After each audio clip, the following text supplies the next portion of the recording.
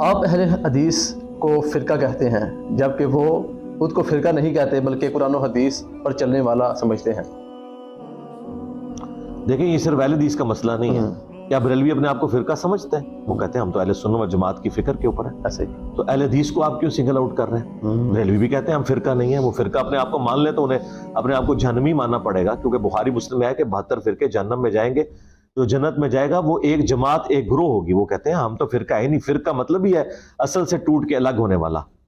तो जिस तरह अहले हदीस इस तकब्बुर में मुब्तला है ना कि हम फ़िरका नहीं है, तो बरेलवी, देवबंदी और शिया भी अपने आप को फ़िरका नहीं समझते। तो किसी एक को सिंगल आउट क्यों करना है?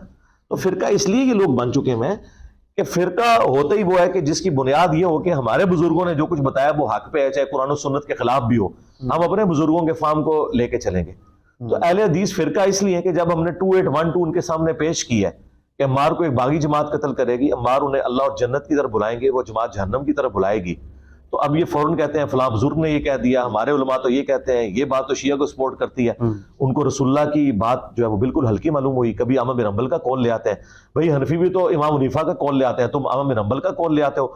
हम तुम्हें बता रहे हैं उस शख्स की बात जिसकी कब्र मदीने में है, तो तुम्हें तो यही कहना चाहिए जो इब्ने अब्बास ने कहा था कि मैं तुम्हें नबी की हदीसें सुनाता हूं और तुम मुझे कहते हो कि हजरत उमर ने हज तमत्तो पे पाबंदी लगाई थी, अल्लाह ताला की तरफ से आसमान से पत्थर बरसने चाहिए तुम पे, कि मैं तुम्हें नबी की हदीसें सुनाता हूं और तुम मुझे अबू बकर उमर की बातें सुनाते हो। तो अबू बकर उमर के मुकाबले पे तो बनु उमय्या शाही कोई नहीं है।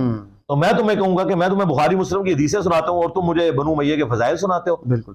तो ये तो शर्म करें, डर जाए, आप पे तो पत्थर बरसने चाहिए। और ये वो रवायतें जो अहले हदीस खुद सुनाया करते थे देवबंद और बरेलवियों को कि हम तुम्हें हदीसें सुनाते हैं और तुम कहते हो इमाम हनीफा का कौल है।